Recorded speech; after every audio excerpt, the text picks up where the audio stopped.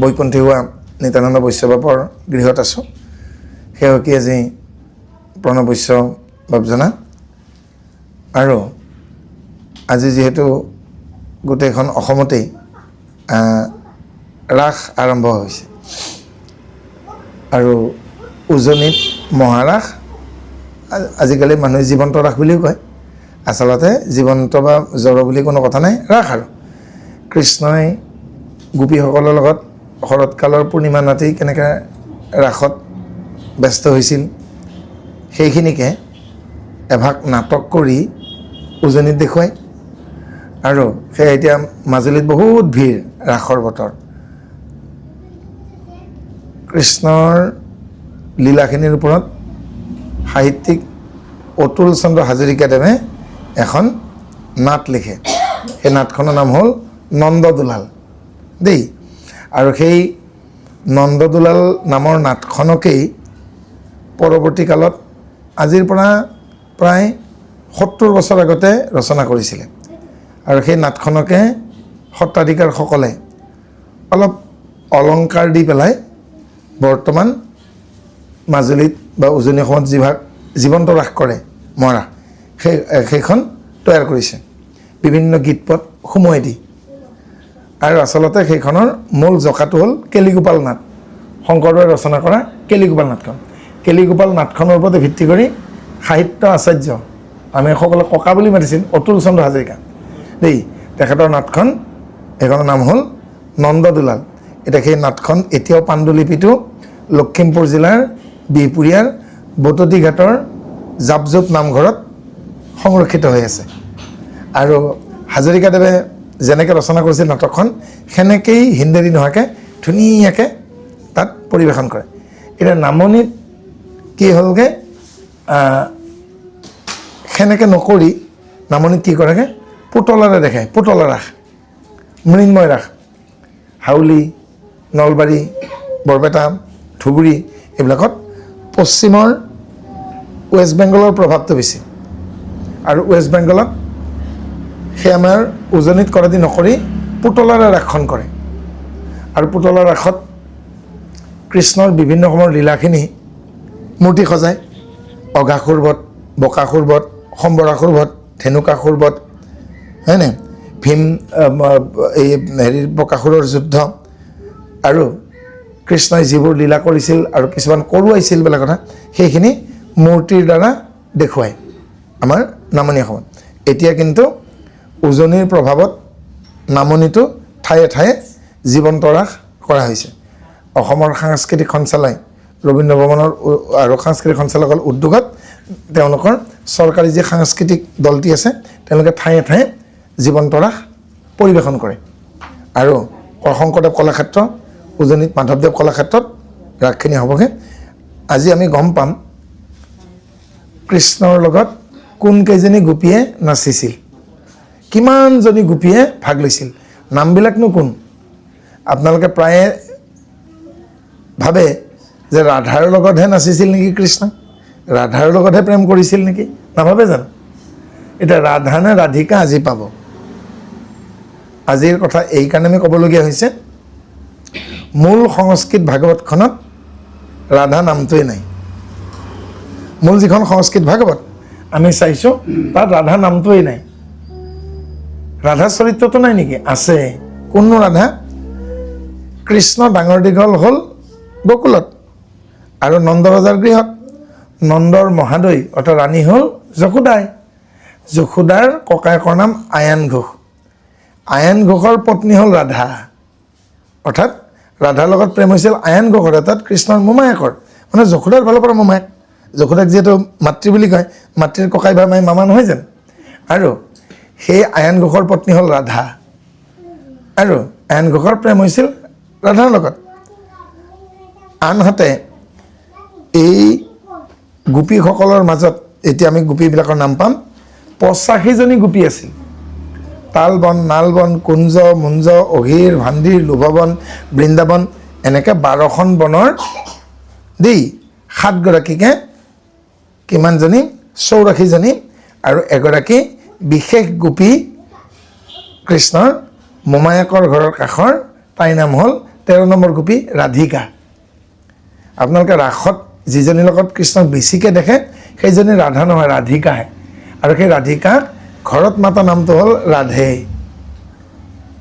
এতিয়া এজনী ছোৱালীৰ নাম মানে সুবৰ্ণ, তাইকেইটা ঘৰত সোণ বুলি মাতে। এজনীৰ নাম মনালিছা, তাইক ঘৰত লিজা বুলি মাতিব পাৰে, মনা বুলি মাতিব পাৰে। এনেকৈ ৰাধিকাৰ ঘৰত মনাৰ নামটো হ'ল ৰাধে। সেইকাৰণে কৃষ্ণক কি বুলি কয়? ৰাধে শ্যাম। অৰ্থাৎ কৃষ্ণ নামটো নাম শ্যাম। কাৰ শ্যাম? ৰাধেৰ শ্যাম। যদি ৰাধাৰ লগত হ'লেহেঁতেন শব্দটো কেনেকুৱা হ'ল? ৰাধা শ্যাম হ'লহেঁতেন। ৰাধা শ্যাম কয় জানো? নকয় নহয়। এতিয়া কৃষ্ণ কিন্তু ৰাধে শ্যামহে দেই। আৰু আজি সেই গোপীসকলৰ নামবিলাক আপোনালোকে এই অধ্যায়টোত জানিব। আমি দশমৰ ৰাসলীলা খণ্ডটোলৈকে আমি আহিছোঁ। শুকদেৱেনো এই অধ্যায়টো ৰাসলীলাৰ কথা কিয় পৰীক্ষিত ক'বলগীয়া হ'ল? এইকাৰণে ক'বলগীয়া হ'ল, পৰীক্ষিতে ডেকা কালতে যেতিয়া আমাৰ বয়সত তেওঁ মানে এই শৰীৰ ত্যাগ কৰিবলগীয়া হ'ল, তেওঁৰ মনত প্ৰথমতে ভাৱনা এটা আছিল যে মোৰতো আৰু আয়ুস আছিল, মইতো আৰু দিন থাকিব পাৰিলোহেঁতেন, মোৰতো খাব ল'ব পৃথিৱীত থাকি গ'ল, জীৱনটো উপভোগ কৰিবলৈ থাকি গ'ল, হয়নে? এনেকুৱা ভাৱনা সকলোৱে নাহে নেকি? কিন্তু কথাটো কেনেকুৱা, মানুহৰ ভোক কেতিয়াও নকমে, মানুহৰ ভোক কেতিয়াও নকমে, ভোকবিলাক কেতিয়াও নকমে। মানে মানুহ আচলতে শান্ত নহয়, যিমান দিলেও আৰু লাগে। গতিকে পৰীক্ষিতৰ মনত নিষ্কাম ভাৱনা আনিবলৈ শুকদেৱে ৰাসলীলাৰ কথাটো ক'লে। সেইকাৰণে ক'লে যে কাম জয় নামেইটো গোবিন্দৰ কেলি।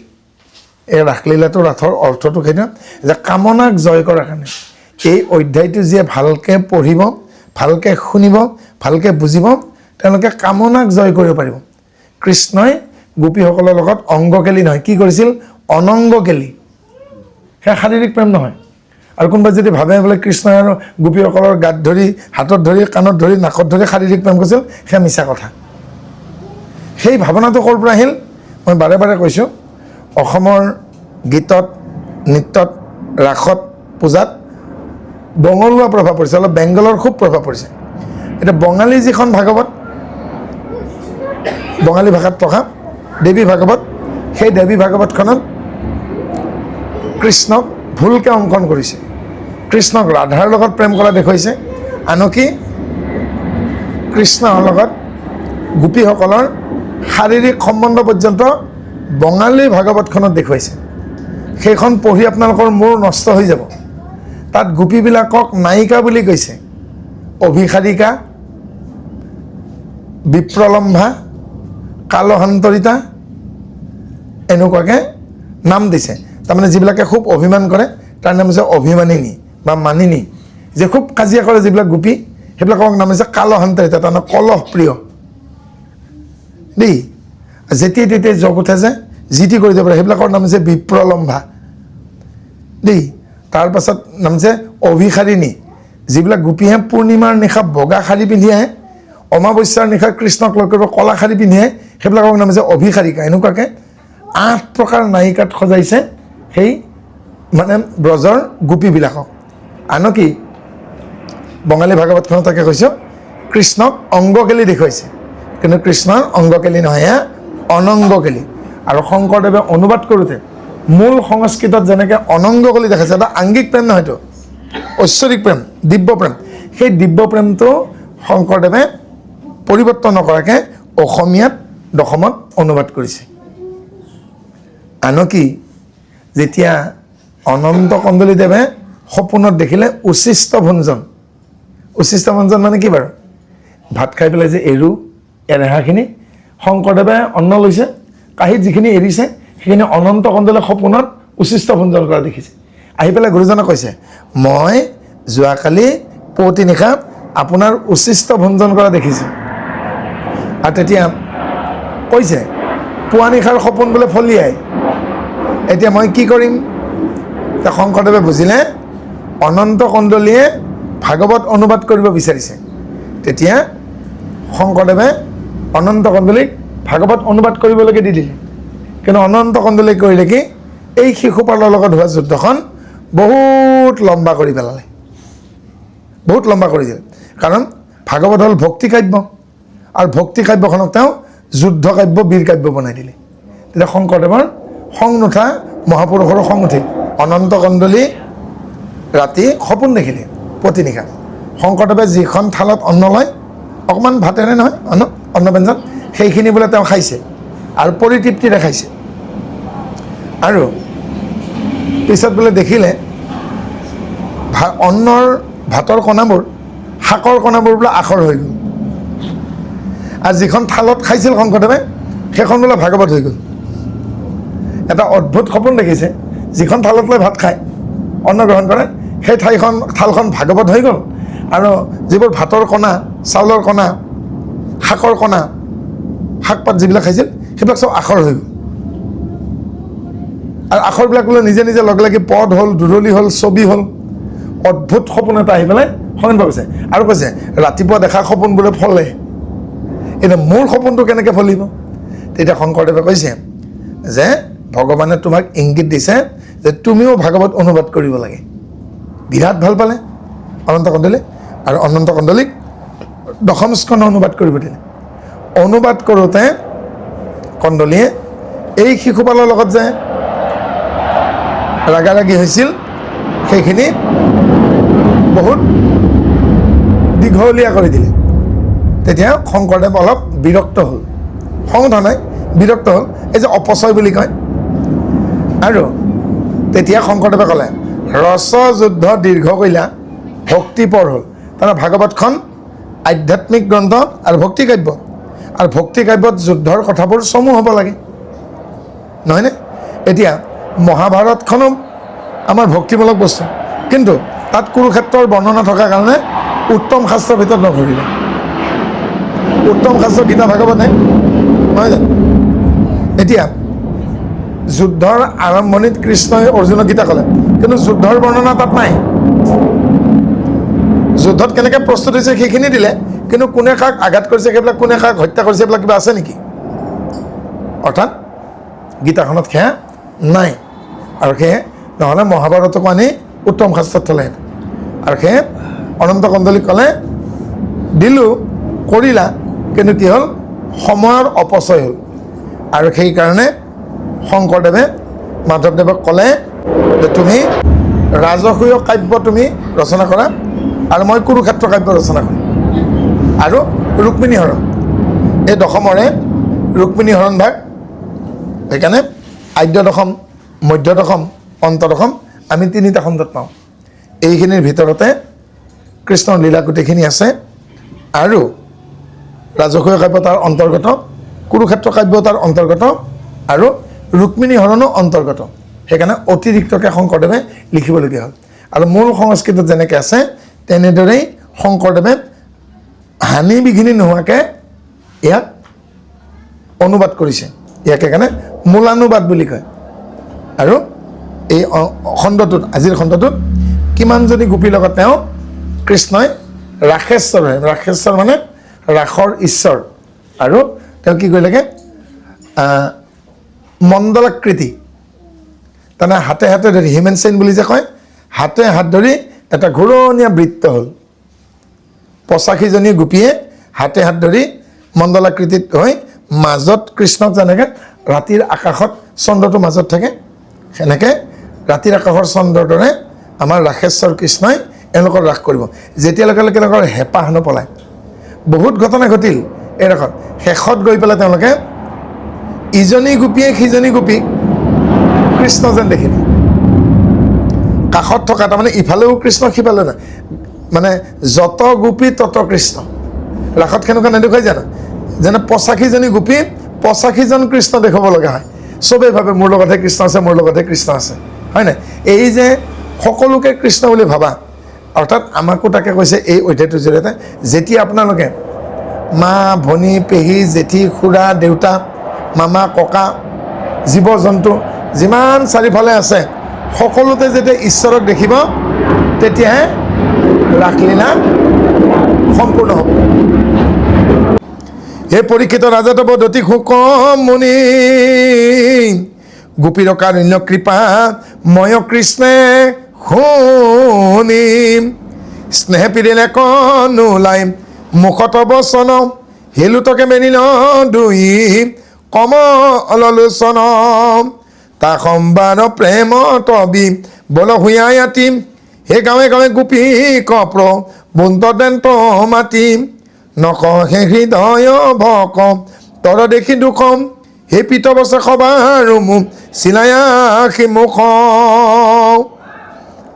যেতিয়া কংসবধৰ কাৰণে গুচি গৈছিল মথুৰাত আৰু তেতিয়া গোপীবিলাকে ভাবিছিল নাহিবই নেকি আৰু কৃষ্ণ তেতিয়া তেওঁলোকৰ মনত এটা ভাৱনা হৈছিল সেই ভাৱনাটোক কি বুলি কয় মাথুৰ বিৰহ আৰু মাথুৰ বিৰহৰ গীত আপোনালোকে ৰাসলীলাত পাব উদ্ধৱক যে সোধে যে কোৱাচোন কোৱা উদ্ধৱ আমাৰ প্ৰাণৰ সখী কেতিয়া ঘূৰি আহিব কহৰে উদ্ধৱ কহ প্ৰাণেৰ বান্ধৱ হয়নে হা পৃষ্ঠক্ৰিয়া সখী কবে আৱে অৰ্থাৎ আমাৰ প্ৰিয় কৃষ্ণ কেতিয়া ঘূৰি আহিব এই তেওঁলোকে এইবাৰ কি ক'লে হিংসা কৰিলে কাক গোকুলৰ গোপীবিলাকে মথুৰাৰ মানে এই যুৱতীবিলাকক হিংসা কৰিছে কৈছে এতিয়া কিমান ভাগ্য চাগে তাহাঁতৰ এতিয়া তাহাঁতি কৃষ্ণক একেবাৰে ওচৰত পাইছে আমাতকৈ তেওঁলোকৰ ভাগ্য বেছি হ'ল আৰু এই মথুৰাত থকা সময়ত গোপীবিলাকৰ গোকুলৰ গোপীবিলাকৰ মনত যিটো দুখ হ'লগৈ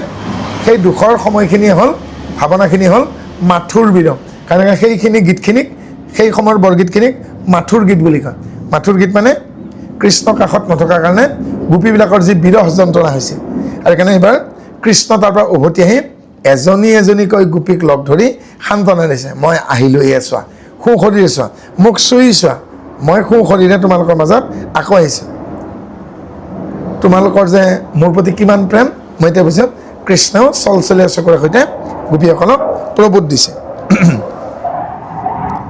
হে কৃষ্ণৰ বচনে যেন এই অমৃত বৰিষে হে উঠিল উৎসুকে সবে গোপিনী হৰিষে কৃষ্ণৰ সদায় দৃষ্টি দূৰ ভৈল তাপ গোপীক কিৰিলা পাছে জগতৰে বাপ হে অনেক সহস্ৰ গোপী ৰূপে অনুপাম হে শুনাতা সম্বাৰ মুখ্য কিছু নাম এতিয়া 4 কুৰি 5জনী 85জনী গোপীৰ নাম সুখদেৱে পৰীক্ষাৰ আগত ক'বগৈ যে যিকেইজনী মুখ্য গোপী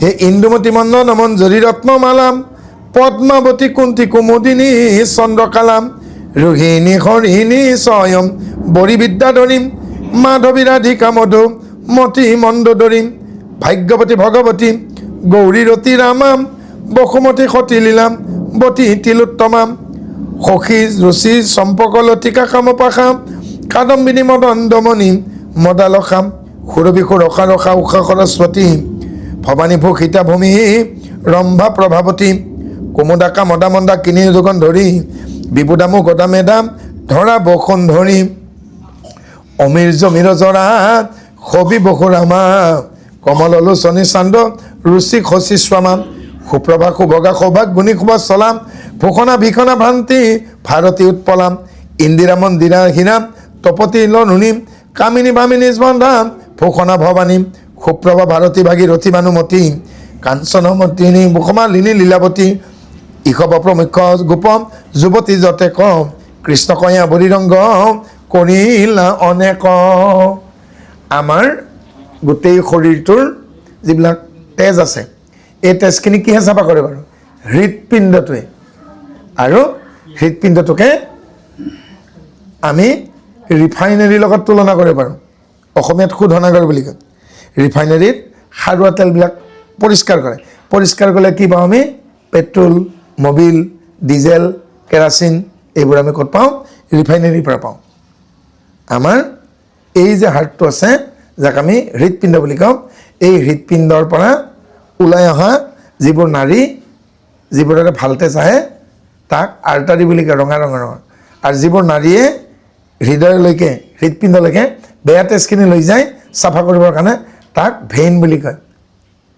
ডক্টৰে কিছুমান ইনজেকশ্যন ভেইনত দিয়ে কিছুমান আৰ্টাৰীত দিয়ে কিছুমান মাংসত দিয়ে কিছুমান মাংসপেশীৰ মাজত দিয়ে কিছুমান ছালত দিয়ে কিছুমান ছালৰ তলত দিয়ে ইনজেকশ্যন একেধৰণে নিদিয়ে পালে বুজি গতিকে সেই প্ৰেছক্ৰিপশ্যনখনত লিখা থাকে ইনজেকশ্যনটো ছালৰ তলত দিব নে মাংসৰ মাজত দিব, হয়নে? যি নহওক, এই হৃদপিণ্ডটোত হাৰ্টটোত ভাৱনা কিছুমান আহে, হৃদয়ত ভাৱনা নাহে জানো? আজি মোৰ হৃদয়খন ভৰি গ'ল, ইমান ধুনীয়াকৈ বৰগীতটো গাইছে, মানে এখন মানে গুৰু জয়ন্তীৰ সভা, তাত ধুনীয়াকৈ বৰগীত এটা এগৰাকী শিল্পীয়ে পৰিৱেশন কৰে, তেতিয়া কেনে আজি মোৰ হৃদয়খন ভৰি গ'ল, ভাল নালাগে জানো? হৃদয়ত যিবোৰ ভাৱনা আহে, সেই ভাৱনাৰে এটা এটা ভাৱনাৰ নাম এই গোপীবিলাক। এই যে 85জনী গোপী আচলতে হৃদয়ৰ এটা এটা ভাৱনা, আৰু এই গোটেইখিনি ভাৱনা যেতিয়া কৃষ্ণমুখী হ'ব, তেতিয়া আপোনালোকে ৰাসৰ কৃষ্ণক পাব। অৰ্থাৎ এই কেইজনী গোপীয়ে যেতিয়া শেষত কাষত ইফালে এজনী এও গোপী, এও মানে নাটবাপ বুলি ভাবা নাই, কৃষ্ণ বুলি ভাবিছে, ইফালে বৈশ্যৱ বুলি ভাবা নাই, কৃষ্ণ বুলি ভাবিছে। জানানে সবিতা, ললিতা, মণিতা, সুৰভি, মদালখা সকলো কৃষ্ণময় হৈ গ'ল। যেতিয়া কৃষ্ণময় হৈ গ'ল, তেতিয়াহে তাৰমানে তেওঁলোকৰ জীৱন শান্তি পাইছে। আৰু তেতিয়া পৰীক্ষিতে কি বুজিলে এই ৰাখিলীৰ অন্তত, হয় গুৰুদেৱ, মোক যদি আৰু 1000 বাৰো পৃথিৱীত আহিব দিয়ে, তথাপিতো কিজানি মোৰ কামনা চৰিতাৰ্থ শেষ নহ'ব। অৰ্থাৎ মানুহে যদি সামৰি নথয়, তেওঁৰ লোভ, সেইকাৰণে ৰসতে নাম থোৱা বুলি কয় নহয়। আমিতো নাম গাই গাই দিন ৰাতি পুৱাই দিব পাৰোঁ, কিন্তু এজনা বা দুজনা কীৰ্তনত আমি কিয় সামৰি দিওঁ? আমি আৰু গাম, তাৰ মাজত আমাৰ বেলেগ কাম আছে, নাই জানো? গতিকে সেইকাৰণে কৈছে এই যিকেইটা নাম আছে, সেই নামবোৰ এটা এটা ভাৱনা। কিহৰ ভাৱনা? সেয়া আমাৰ হৃদয়ৰ ভাৱনা। এতিয়া আপোনালোকক মই এতিয়া প্ৰমাণটো দিব ওলাইছোঁ। ৰাধা নে ৰাধিকা, আপোনালোকে এতিয়া প্ৰমাণটো পাব। ইন্দুমতী, মদন মঞ্জুৰী, ৰত্নমালা, পদ্মাৱতী, কুন্তী, কুমুদিনী, চন্দ্ৰকলা, ৰোহিণী, হৰিণী, স্বয়ম্ভৰী, বিদ্যাধৰী, মাধৱী, ৰাধিকা, মধুমতী, মণ্ডোদৰী। মানুহ যে ৰাধা ৰাধা কৰি থাকে, ভাগৱতত চালেই পাব 13 নম্বৰ গৰাকী গোপীৰ নাম। গোপী কিমান টোটেল? মুঠতে 85জনী। 13 নম্বৰ গোপীজনীৰ নাম ৰাধা নে ৰাধিকা চাই ল'লে হ'ল। কিছুমানে খুব উস্তাদি মাৰি থাকে নহয়, ৰাধাহে, ৰাধা নে ৰাধিকা ভাগৱতত চাই ল'লে হ'ল। ভাগৱতত ৰাধা শব্দটোৱে নাই। অৰ্থাৎ কৃষ্ণৰ প্ৰেম হৈছিল ৰাধিকাৰ লগত। কিন্তু গণ্ডগোলটো ক'ত হ'ল? যেতিয়া কৃষ্ণই অলপ মৰম বেছিকৈ কৰিলে, তাই ভাবিলে যে কৃষ্ণ মোৰ এতিয়া হাতৰ মুঠিত, আৰু এইবাৰ তাই ৰাধিকাই ভাগৰ লগা ভাও জুৰিলে। ভাগৰ লগা ভাও জুৰি পেলাই ক'লে, মোৰ এতিয়া ভাগৰ লাগিছে, মোক অকণমান নীলগলৈকে লৈ গ'লক, তাৰমানে অকলশৰীয়াকৈ অলপ গহীন অৰণ্যলৈকে লৈ গ'লক। তেতিয়া কৈছে কি, খোজকাঢ়িব পাৰিবানে? বোলে নোৱাৰোঁ। কি কৰিবা? বোলে আপুনি মোক দাঙি নিব। এতিয়া কৃষ্ণই হয়তো ভাবিছিল কোলাতকৈ নিব, তেওঁ ৰাধিকাই ভাবিলে মোক তেওঁ কান্ধতকৈ নিব।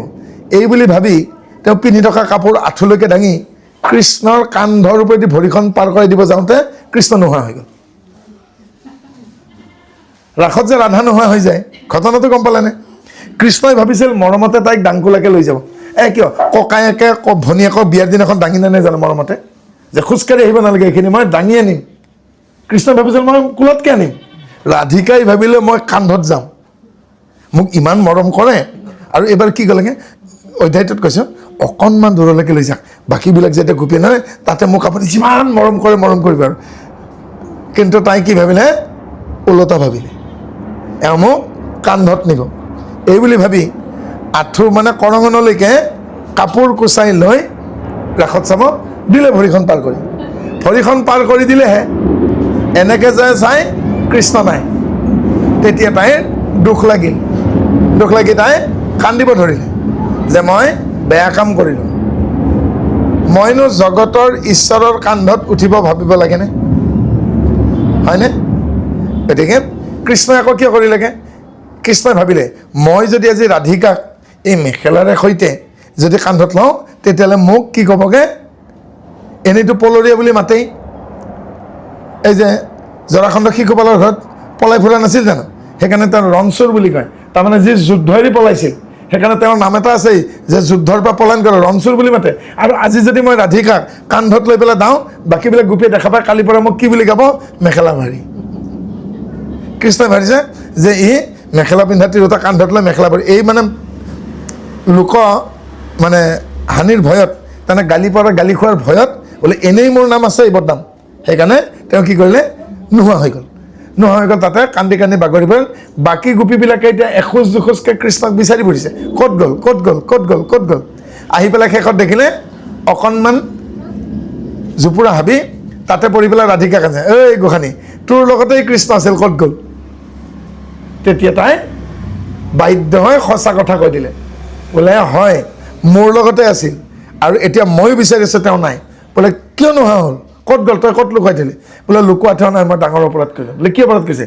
বোলে মই আঁঠুৰ ওপৰলৈকে কাপোৰ কুচাই আনি তেওঁৰ কান্ধত উঠি অকণমান গহীন বনত যাই পেলাই প্ৰেম কৰিম বুলি ভাবিছিলোঁ, কোনো নেদেখিবা তোমালোকে, আৰু মোক একদম ইচ্ছামতে হ'লচেল ৰেটত প্ৰেম কৰিব।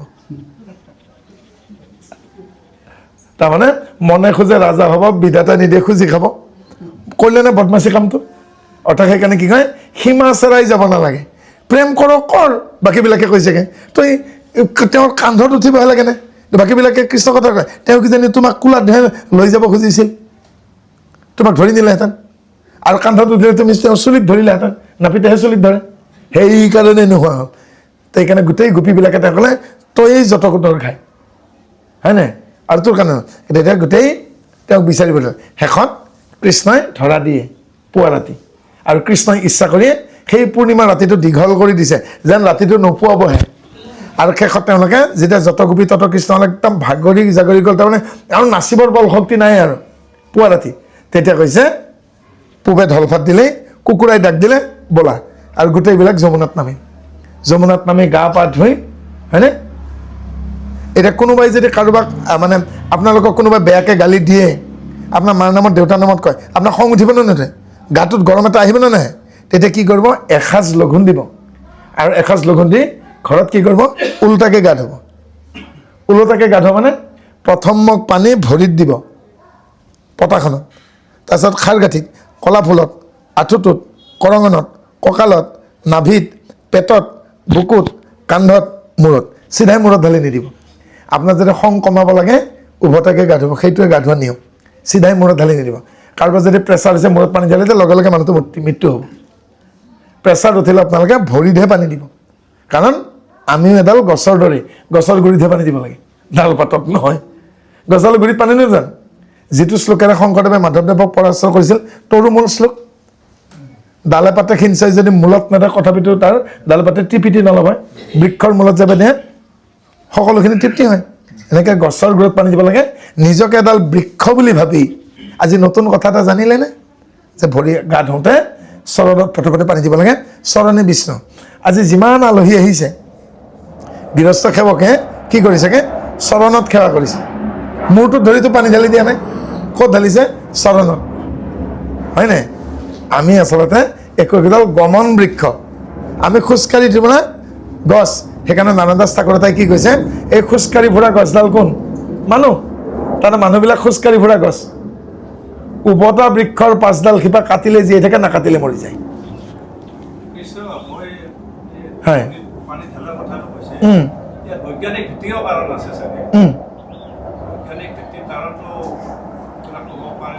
আছে, কাৰণ মানুহে মূৰেৰে খোজ নাকাঢ়ে, ভৰিৰে খোজ কাঢ়ে দেই। এতিয়া ডাঙৰ কথা এষাৰ ক'ম, যিবোৰ মানুহে পৰ্বত বগায়, মাউণ্টেনিং কৰে, যিবোৰ মানুহে হেকিং কৰে, যিবোৰ মানুহে ঠেলা চলায়, পেডেল মাৰি ৰিক্সা চলায়, গছ বগায়, নাৰিকল গছ কাটে, গছ কটা মানুহ, তেওঁলোকৰ ভাগৰখিনি ভৰিৰ কলা ফুলত জমা হৈ থাকে।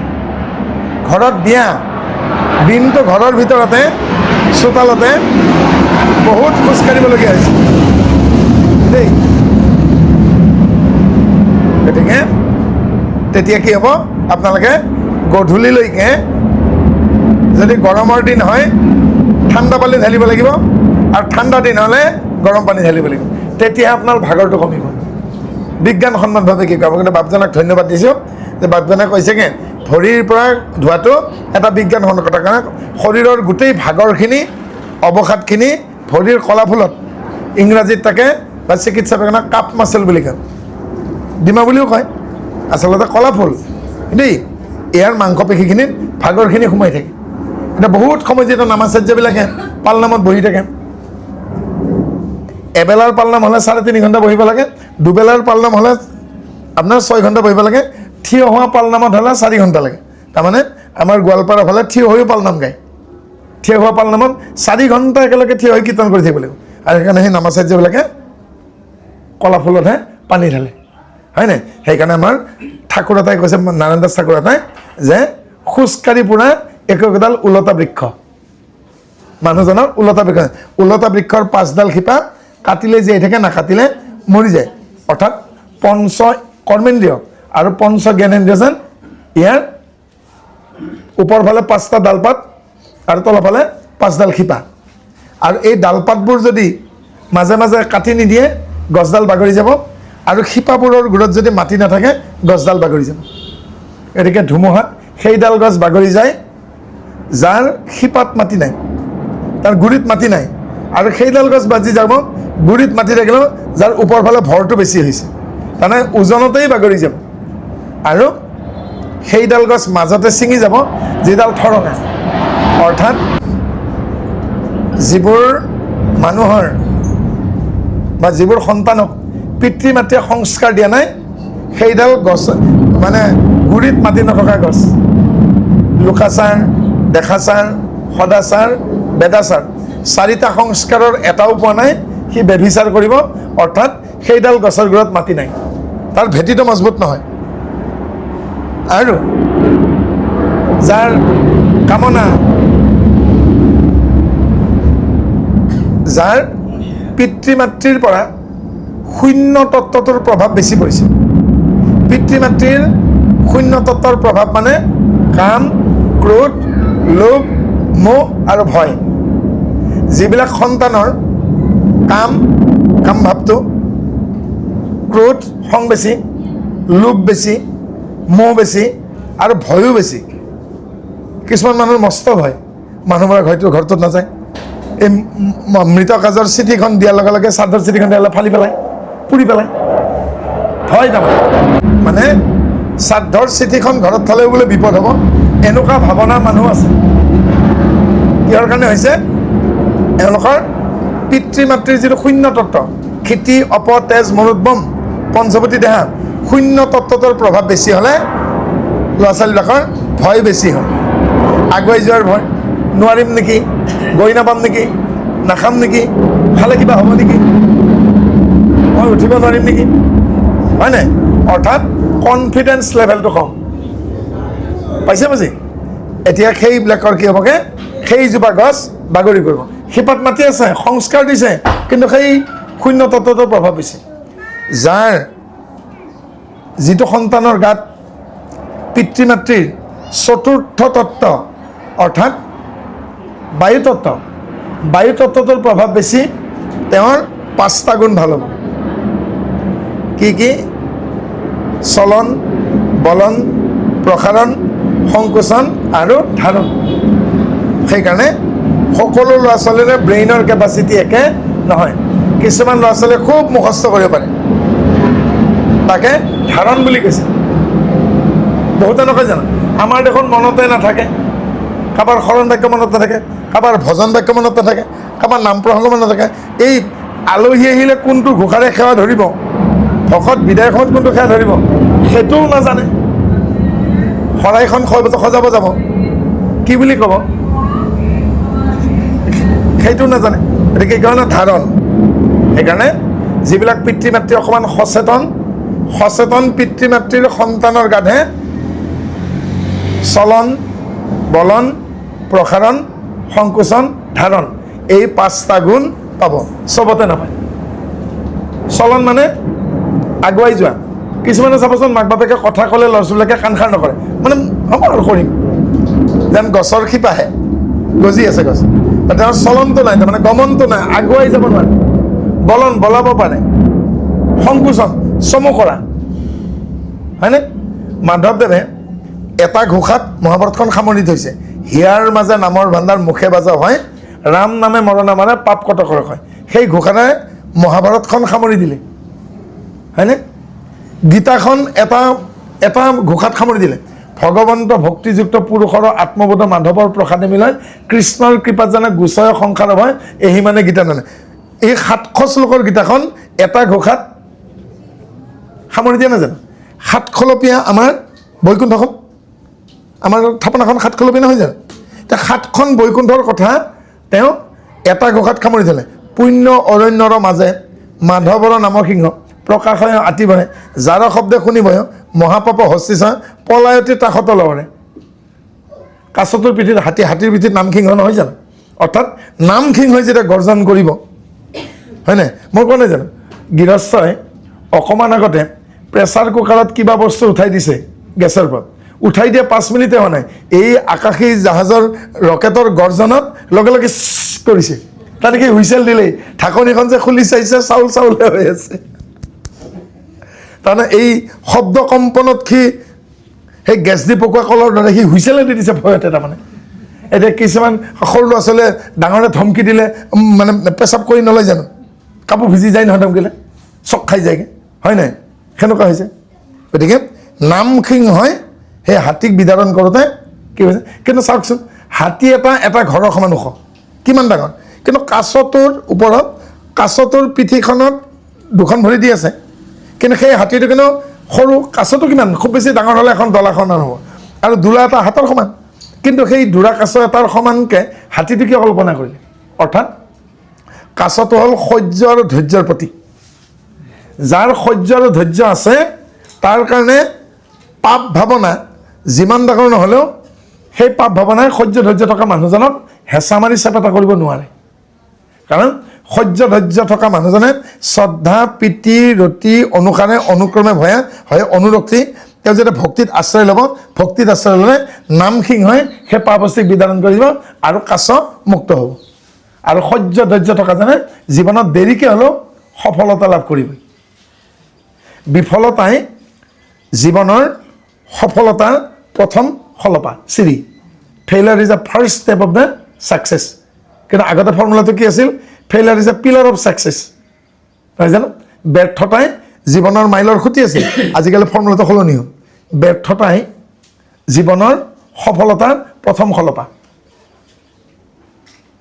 যাদৱ নামৰ এজন মানুহে 9 বাৰ হাইস্কুল শিক্ষান্ত পৰীক্ষাত ফেইল কৰিলে আমাতকৈ বয়োজ্যেষ্ঠ যিসকল দাসবাবুতে যাদৱ পাটিগণিত পঢ়িছে 9 বাৰ ফেইল কৰাৰ পিছত প্ৰিন্সিপালে ক'লে অধ্যক্ষই এইবাৰ আৰু শেষ 10 নম্বৰ বাৰ ইয়াৰ পিছত আৰু তোমাক পৰীক্ষা দিবলৈ চান্স দিয়া নহয় আৰু তুমি কিয় অংকত ফেইল কৰিছা তুমি নিজে ভাবিছা হ'ব ছাৰ এইবাৰ যদি পাছ কৰিব নোৱাৰোঁ মই পৃথিৱীতে নাথাকোঁ তাতে শেষ সিদ্ধান্ত ল'ব আৰু এইবাৰ চালে তেওঁ মই 9 বছৰ ধৰি মই পাছ কৰিব পৰা নাই তেওঁ এনেকৈ পঢ়িলে এইবাৰ অংকৰ গণিত তেওঁ 5মান শ্ৰেণীৰ পৰা 10মান শ্ৰেণীলৈকে 6খন অংকৰ কিতাপ মুখস্থ কৰি পেলালে আৰু তেতিয়া মেট্ৰিক পৰীক্ষাত 6, 7, 8, 9ৰো প্ৰশ্ন মেট্ৰিকত আহিছিল এতিয়াতো মেট্ৰিকৰ পৰীক্ষাত যদি 9ৰ প্ৰশ্ন আহে ৰাজপথলৈকে ওলাই আহিব টিঙৰ গজাল খুলি পেলাব গুলিয়াব লগা হ'ব ছাত্ৰ ছাত্ৰী নহয় জানো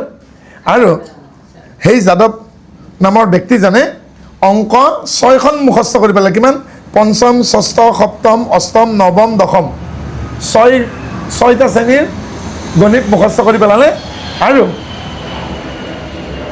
অসমৰ ভিতৰত ভাল ৰিজাল্ট কৰিলে আৰু তেওঁ নিজাকে গণিতেই লিখিলে আৰু সেই পাটিগণিতখনৰ নাম হ'ল যাদৱ পাটিগণিত যিজন মানুহে 9 বাৰ ফেইল কৰিলে তেওঁ 10 বাৰৰ মূৰতো পাছ কৰিলেই তেওঁ নিজাকে যাদৱ এৰিথমেটিক্স অৰ্থাৎ পাটিগণিত যাদৱ পাটিগণিত বুলি ক'লে আমি এতিয়াও জানো ব্ৰিটিছে বোলে তেওঁক মাতি নি পেলাই পুৰস্কাৰ দিছিল গ'ল্ড মেডেল দিছিল অঁ সেই নাম যাদৱ পাটিগণিত তাৰমানে পাটিগণিত পাটিগণিতে কিন্তু যাদৱ পাটিগণিত নাই আৰু ভাবক হয় নাই গতিকে চেষ্টাৰ খাদ্য একো নাই হয় নাই মহাৰাষ্ট্ৰৰ বীৰ আমি শ্ৰদ্ধাৰে কৰিছোঁ শিৱাজীক ঔৰংগজেবে বন্দী কৰি এটা গুহাত সোমাই থৈ দিছে মানে গোপন জেল আৰু গুহা সদৃশ এখন জেলত থৈছে অন্ধকাৰ কোনোবা ফালেদি অকণমান পোহৰ আহিছে অলপ পোহৰ আহিছে আৰু তেওঁ সেইখিনি পোহৰত দেখিছে এখন বেৰত এটা মকৰাই মকৰা জাল বনাইছে আৰু বাৰে বাৰে সূতাডাল ছিঙি যায় বতাহত আকৌ জোৰা দিয়ে আৰু বহুত সময়ৰ মূৰত তেওঁ জালখন বনালে জালখন বনোৱাৰ পাছত মহ সৰু সৰু পোক আহিছে আৰু সি ভক্ষণ কৰিছে তেতিয়া ভাবিছে 117 বাৰ বোলে জালখন ছিঙি গৈছে শিৱাজীয়ে গন্তি কৰি আছে সেই কৈছে 117 বাৰ চেষ্টা কৰি যদি মকৰাটোৱে জালখন বনাই দিব পাৰে আৰু জালখন বনালেতো তাততো চিকাৰ লাগিবই মই কিয় নোৱাৰিম ট্ৰাই এগেইন বাৰে বাৰে চেষ্টা আৰু সকলোকে ফাঁকি দি তাত যিমান চিপাহী চন্তৰী আছিল চবকে হত্যা কৰি পৰাজিত কৰি তেওঁলোকৰ সেই সৈন্যৰ বেশেৰেই তাৰ পৰা ওলাই গৈছে কাপোৰ খৰদৰে ওলাই আহে কিন্তু বীৰৰ দৰে ওলাইছে কাৰণ যিমান শত্ৰু আছিল সেই তাত জেলখনত চবকে তেওঁ হত্যা কৰি ওলাই গৈছে সেইজন আছিল শিৱাজী গতিকে আমাৰ এই বীৰ পুৰুষসকলে আমাক দেখুৱাই দিলে যে চেষ্টাৰ অসাধ্য একো নাই আৰু ব্যৰ্থতাই জীৱনৰ সফলতাৰো কেতিয়াবা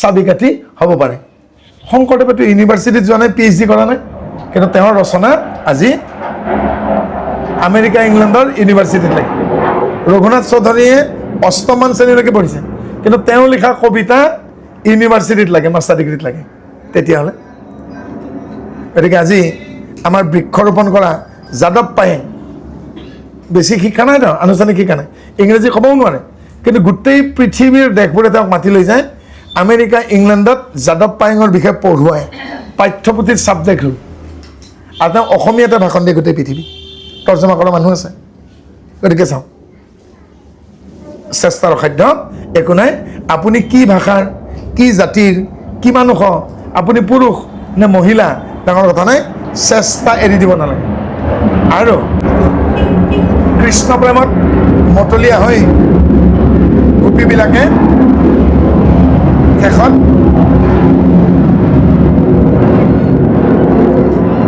কৃষ্ণক কিবা লাগে নিজৰ ভিতৰতে পালে আৰু সেইকাৰণে আমাৰ একশৰণৰ ভকতে জড় পূজা নকৰে বাহিৰৰ ফটো ধূপ চাকি নজ্বলায় বাহিৰৰ মূৰ্তিত সেৱা নকৰে নিজৰ হৃদয়ত বিচাৰে এতিয়া শেষ কথালৈকে আহিছোঁ শৰণৰ পাছত যেতিয়া ভজন ল'ব আপোনালোকে সেইদিনাখনলৈ ভজন শুদ্ধি হ'ব বা ভজনত আপোনালোক পকিব যেতিয়া আপোনালোকে নামঘৰত শৰণ বাক্যখিনি লোৱাৰ পাছত ভজন বাক্যখিনি লওঁতে এই বুলি ভাৱনা আহিব হে ঈশ্বৰ তুমি মোৰ সন্মুখত আছা আৰু মই তোমাৰ সন্মুখত আছোঁ এয়া প্ৰথম ভাৱনা সন্মুখত আছে কাৰণ থাপনাখন সন্মুখতে দ্বিতীয় ভাৱনা তোমাৰ সিফালে কোন আছে আৰু মোৰ পিছফালে কোন আছে মোৰ বাওঁফালে কোন আছে মোৰ সোঁফালে কোন আছে মই নাজানো অৰ্থাৎ তুমিয়ে মোৰ ভাৱনাৰ আৰম্ভণি তুমিয়ে মোৰ ভাৱনাৰ শেষ তুমিয়ে মোৰ ভাৱনাৰ মধ্য কিন্তু তোমাৰ পিছফালে সেইকাৰণে কৃষ্ণ নাছিলে কি দেখাব কৃষ্ণ যেতিয়া পিছ দিয়ে পিছফালে কলা কাপোৰ এখন থাকে কৃষ্ণক সজাওঁতে পিছফালে কলা কাপোৰ এখন নিদিয়ে জানো আৰু ওমটো লিখা থাকে তাৰ মানে ভাৱনাৰ শেষ নাই আৰু সৃষ্টিৰ অন্ত নাই আমি বৰ্তমান মধুপুৰত আছোঁ ৰুদ্ৰেশ্য এইখন উত্তৰ গুৱাহাটীত আছে উত্তৰ গুৱাহাটীখন গুৱাহাটী মহানগৰীত আছে গুৱাহাটীখন কামৰূপ জিলাত আছে কামৰূপ জিলাখন অসমত আছে অসমখন নৰ্থ ইষ্টত আছে চিকেন নেকেৰে সৈতে ভাৰতৰ লগত যোগাযোগ আছে ভাৰতখন এছিয়াত আছে এছিয়াখন পৃথিৱীত আছে পৃথিৱীখন সৌৰজগতখন হাতীপতিখন মহাহাতীৰ তাৰপিছত মস্ত এটা হাতীৰ কণী বিশালতকৈ বিশাল হৈ গৈছে এই সৃষ্টিৰ শেষৰ সীমাটো ক'ত এক কথা মাটিত বেৰ দিব পাৰি এবিঘাটো দিব পাৰি এক লেচাটো দিব পাৰি কিন্তু আত্মাটোৰ কিমান ডাঙৰ কিমান সৰু তাৰ বাউণ্ডাৰী দিব নোৱাৰি আত্মাটোতেই নোৱাৰে পৰমাত্মাত কেনেকৈ দিম গতিকে আকাশেই যাৰ শেষ সীমা বুলি কৈছে যদি সীমা আছে তেতিয়াহ'লে এই বিশ্বব্ৰহ্মাণ্ডৰ শেষ সীমা তেওঁ সেইকাৰণে পিছফালখন অন্ধকাৰ দেই আৰু ওমটোকে দিছেগৈ সাত্বিক ৰাজসিক তামসিক সকলো প্ৰকাৰে সেই ওমতে নহয় জানো গতিকে ওম অৰ্থাৎ স্বৰ্গমধ্য পাতালতেই আমাৰ মানুহ সীমাবদ্ধ আৰু সেই বিশ্বব্ৰহ্মাণ্ডলৈকে ক'ত যাই পাব সেইকাৰণে কি আছে যি আছে বাহিৰত সেয়া আছে ভিতৰত অৰ্থাৎ বাহিৰত নাপায় নকৰি ভিতৰত নাপায় এই ৰাসলীলাৰ মূল তত্ত্বটো হ'ল ভিতৰত যেতিয়া গোপীবিলাকে তেওঁ হৃদয়ত ল'লে তেতিয়া গায়ে গায়ে পালে সেইটোৱে মূল কথা আৰু সেইকাৰণে আমি প্ৰথম কি ক'লোঁ শেষ ভাৱনাটো লগাম প্ৰথম ভাৱনা তুমি মোৰ সন্মুখত মই তোমাৰ সন্মুখত আছোঁ দ্বিতীয় ভাৱনা তোমাৰ সিফালে কোন আছে মোৰ পিছফালে কোন আছে মোৰ বাওঁফালে কোন আছে মোৰ সোঁফালে কোন আছে মই নাজানো এইবাৰ তৃতীয় ভাৱনালৈ আহা যে তুমি বাহিৰত নহয় তুমি বৈকুণ্ঠত নহয় তুমি স্বৰ্গত নহয় তুমি মোৰ হৃদয়ত আছা তোমাক হৃদয়তহে পাব লাগে সেইকাৰণে শ্ৰীমন্ত শংকৰদেৱ সংঘত অন্ধয়ো ভজন ল'ব পাৰে কিন্তু বহুত ঠাইত আমাৰ সংঘৰ বাদে অন্ধ মানুহক ভজন দিয়া নহয় নাজানে নহয় বাবে কণা খুৰা লেঙেৰা অন্ধক ভজন নিদিয়ে বহুত ঠাইত শ্ৰীমন্ত শংকৰদেৱ সংঘত অন্ধ মানুহকো ভজন দিয়া হয় কিহৰ কাৰণে চকু থাকিলেহে দেখা পাব নহয় চকু থাকিলেও নেদেখিব পাৰে চকু নাথাকিলেও দেখিব কাৰণ গুৱাহাটীত ৰেলত যিমানখিনি এক্সিডেণ্ট হয় ৰেল ক্ৰচিংবিলাকত ইয়াতে মৰা 100জন মানুহৰ ভিতৰত 95জন ডেকা গাভৰু ডেকা ল'ৰা আৰু গাভৰু ছোৱালী চকুৰে দেখা আৰু গুৱাহাটীত 150জন ভিক্ষাৰীয়ে অন্ধ ভিক্ষাৰী ভিক্ষা কৰি আছে আজিলৈকে যোৱা 50 বছৰত ৰাস্তা পাৰ হওঁতে অন্ধ মানুহ গাড়ীয়ে খুন্দাৰ ৰেকৰ্ড নাই আৰু ৰেলত অন্ধ মানুহ কটাৰ ৰেকৰ্ড নাই তাৰমানে ভিতৰত দেখিব লাগিব সেইকাৰণে কৈছে যে যেতিয়া আমি তেখেতক ভিতৰত কল্পনা কৰিব পাৰিম সেইটোৱে এই ৰাসলীলাৰ মূল কথাটো আৰু এই কথাটো বুজিব লাগিলে আপোনালোকে ধ্ৰুৱ চৰিত্ৰটো পঢ়িব লাগিব ধ্ৰুৱ ভক্ত ধ্ৰুৱ সুনীতি পুত্ৰ ধ্ৰুৱ মাহীয়ে সুৰুচিৰ গালি খাই মাকক সেই বিষয়ে কৈ ভগৱানক তপস্যা কৰিব গ'ল মাত্ৰ 5 বছৰ বয়স আৰু ধ্ৰুৱই কি কৰিলে ধ্ৰুৱই কিন্তু মূৰ্তি বনাই লোৱা নাই বাহিৰত ফটো এখন আঁকি পেলাই গছত ওলমাই লোৱা নাই কি কৰিছেগৈ ব্ৰত উপবাস কৰি প্ৰাণায়াম কৰি প্ৰথম তেওঁ পঞ্চকৰ্মেন্দ্ৰিয় পঞ্চজ্ঞানেন্দ্ৰিয়ক নিয়ন্ত্ৰণ কৰিছে পাৰণা বুলি ক'লে বুজি পায়নে ব্ৰত ভাঙে যে আজি মাহ প্ৰসাদ নিদিয়ালৈকে গৃহস্থ একো বেলেগ বস্তু নাখায় তাৰমানে মাহ প্ৰসাদ দিব যে এইটো ভাঙা ব্ৰত ভাঙা এই ব্ৰত ভাঙাকে সংস্কৃতত পাৰণা বুলি কয় দেই হয় হয় হয় কওক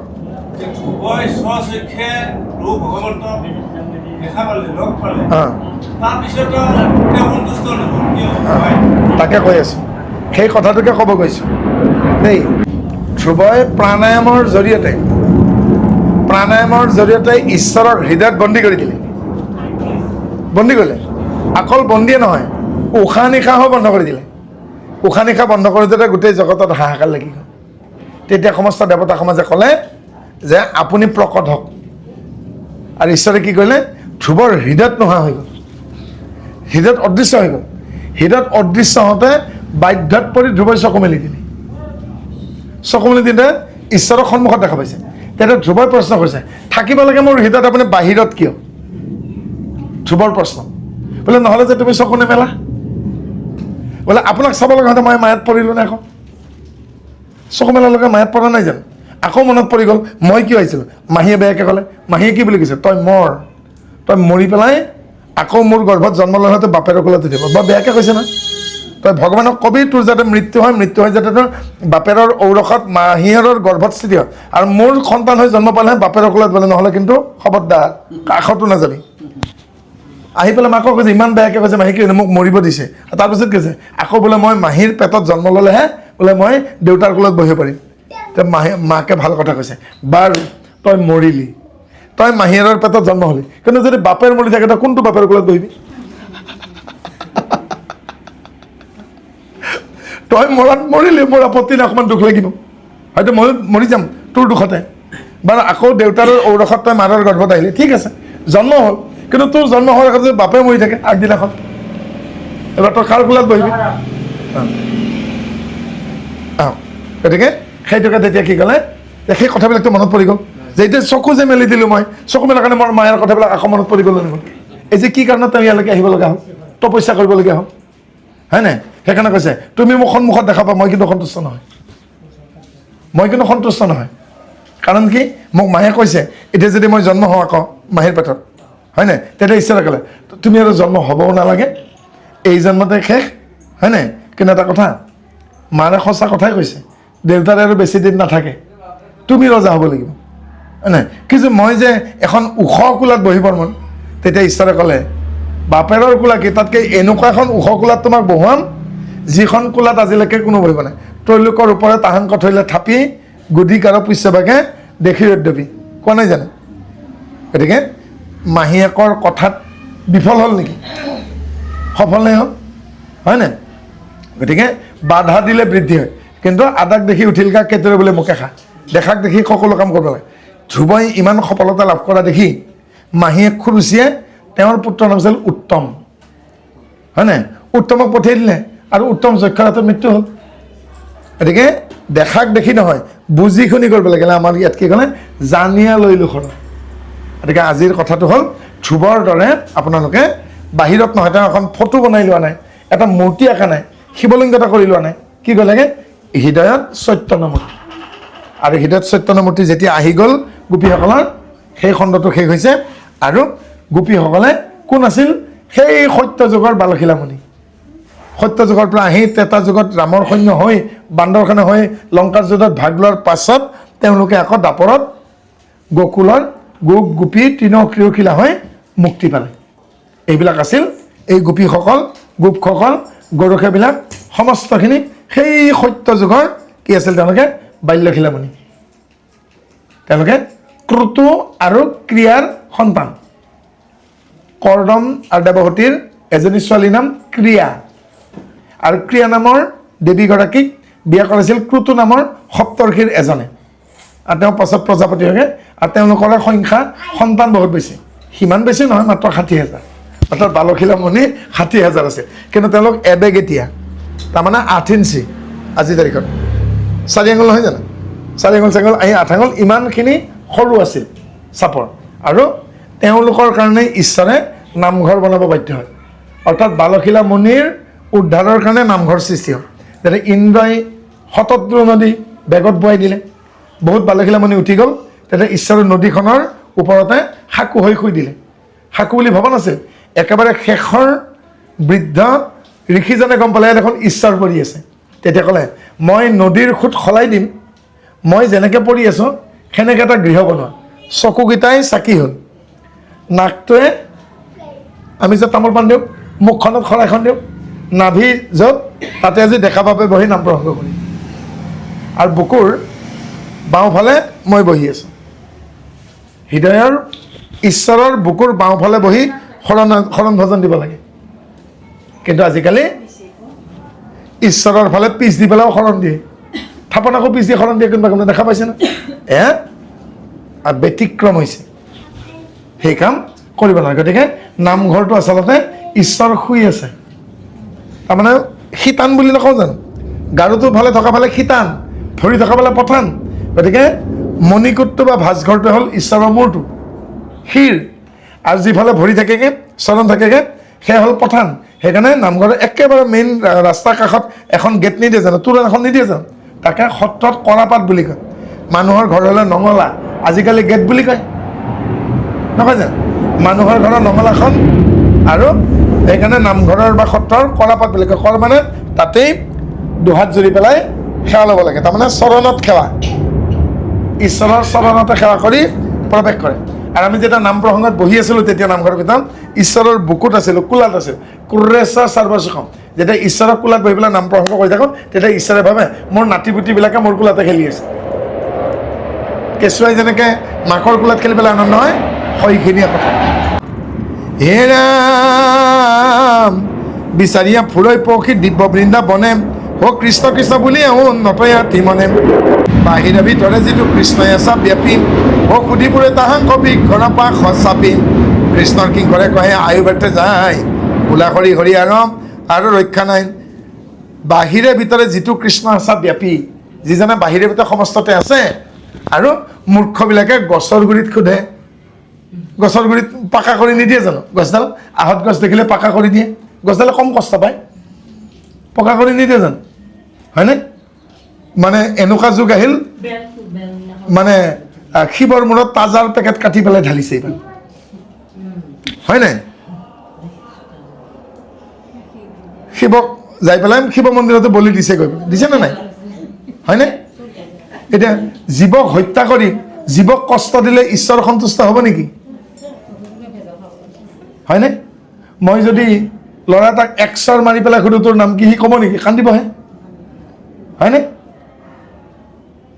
এঘৰ মানুহৰ পাকঘৰত সোমাইছোঁ ভুলতে, বাবা ইয়ালৈকে আহক, তাৰমানে তেওঁ এৰিব পৰা নাই, কিবা লাড়ু বনাই আছে, আপুনি নিজলৈ পানী খাওক। ফিল্টাৰটোৰ পৰা পানী লওঁতে দেখিছোঁ য'ত ভাত ৰান্ধি আছে তাৰে তলতে মিঠাতেলৰ ডাঙৰ টিং এটাত 14 লিটাৰ টিং এটাৰ ওপৰত ৰঙা কাপোৰৰ থাপন এখন মেৰিয়াই দিছে, আৰু ওপৰতে ভাত বনাই আছে। তাতে ভগৱানৰ মূৰটোতে জুই দি থকা নাই জানো? ভাত বনোৱা শ্লেবখনৰ তলত তাৰমানে নামঘৰ নাই, মই তাকে ভাবি আছোঁ, মূৰটো ক'ত ধোৱাই? ঈশ্বৰৰ মাথাটোৰ ওপৰতে যদি মূৰটোৰ ওপৰতে জুই দি আছে, ঈশ্বৰ ঠাণ্ডা হৈ থাকিব নেকি? আকৌ মোক কয় আমাৰ ঘৰখনত কিবা নহয় কিবা ঘটিয়ে থাকে। বোলে কিয় ঘটি নাকো? হেড ছাৰৰ দেখোন মূৰতেই জুই দি আছে তোমালোকে। হেড ছাৰৰ মাথাটো গৰম হৈ থাকিলে ঘৰখনত ঠাণ্ডা হৈ থাকিব দিব নেকি? আজি 6 মাহমান আগতে এখন বিয়া হ'ল। বিয়াখনত কইনা পক্ষ মানে আমাৰ ভকতীয়া নহয়, অভকতীয়া, আৰু তেওঁলোকৰ মনত এটা আক্ষেপ যে আজি বিয়াখনত হোম নহয়, মন্ত্ৰ নহয়, আৰু তেওঁলোকক আচলতে আমাৰ এই একোখন হৰিনামৰ হোম কিয় নাই আৰু বিয়াৰ মন্ত্ৰখিনি যে একেই, এইখিনি কথা বুজাবলৈ মই সংস্কৃততে কিছু কথা ক'বলগীয়া হ'ল। সংস্কৃততে মন্ত্ৰবোৰ কৈ অসমীয়াত বুজাই দিলোঁ, কাৰণ আমাৰ বিধিখনৰ কথাবোৰ শংকৰ সংঘই নিজে বনাই লোৱা নাই, মূল সংস্কৃত মন্ত্ৰৰ পৰা অনুবাদ কৰি লৈছোঁ। আৰু এনেকৈ সেই অবৈষ্ণৱীয় সমাজখনত অভকতীয়া মানুহখিনিক হোমৰহিত বিয়াখনৰ কথা বুজাবৰ কাৰণে সংস্কৃত দুআষাৰ কোৱাৰ কাৰণে 10জনমান মানুহে মোক অনলাইনত কমপ্লেইন কৰিছে আৰু খুব তিৰস্কাৰ কৰিছে। কিন্তু মই তেওঁলোকক কওঁ, শ্ৰীমন্ত শংকৰদেৱ সংঘই ইংৰাজী ভাষাত, বঙালী ভাষাত, হিন্দী ভাষাত, এনেকৈ ভালেকেইটা ভাষাত আমাৰ বিবাহ বিধি অনুবাদ কৰিছে। সংস্কৃত আমাৰ ভাৰতৰ পুৰণা মাতৃভাষা। সংস্কৃতৰ পৰাই প্ৰাকৃতৰ পৰা অসমীয়া ভাষা ওলাইছে, মাগধী প্ৰাকৃতৰ পৰা।